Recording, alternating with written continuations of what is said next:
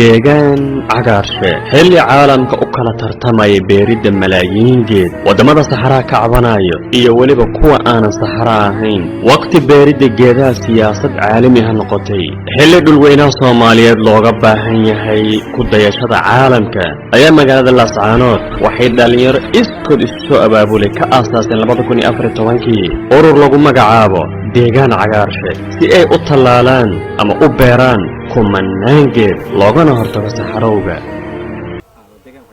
bismillaahi raxmaani raxiim anagoo deegaan cagaarsha waxaanu maalmahanba magaalada ka wadnay dhirayn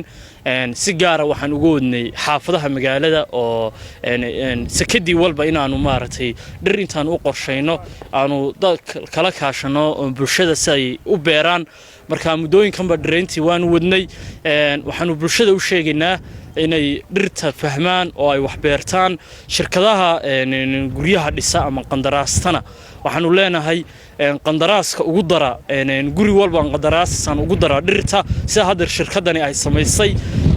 sakadan oo dhan hadda waxa ka socota dhirayn oo aanu ka wadno hadaan nahay deegaan cagaarshe saasaanu uga wadana insha Allah magaalada waxaana dhawaan furi doonaa hadii Ilaahay idmo xarun ballaaran oo magaalada center u ah taasoo qof walba ugu imanaya geedihiisa iyo shabagiyadiisa waxaan ka wadnaa dhirayn xaafadaha magaalada mid kamid ah dadkuna waxaan ku boorinaynaa maadaama dabariyo wax iska jiraan in dhirta badiyaan si aan difaaci dugsi u helno guri bilaageeda waa guri bilaa nolola bulshada gobolka waxaan ugu baaqayaa inay deegaan cagaarshe la shaqeeyaan inay dhirta beertaan maanta waa maalintii deegaanka adduunka waxaan halkan anagii maxamedba ka wadnaa dhirayn shirkadaha gobolka oo dhan waan ku boorinaynaa hawsha iminka ay ka wadaan guri walba inay dhiseenka iyo maartay nashqada ugu daraan meel dhirta aad iyo aad bay u mahadsan yihiin shirkadaha gobolka oo dhan si wada shaqeeyaan shirkadda Faynuun aad iyo aad bay u mahadsan tahay markii waxa weeyaan ilaahay tobnaad aan u malanayaa guri ay dhiseen oo aan dhir ku beernay waana shirkadda ugu dhiseenka waxaana wada aragtaan ugu quruxda badan aad ba runtii ula dhacay insha Allah mustaqbalka guriga way dhisi doonaan halkaas hawsh ka soconaysa bulshada waxa ugu baaqanaa inay qof walba geedka ugu soo diyaar garow wixii kale anaga ku hayna nala soo xiriid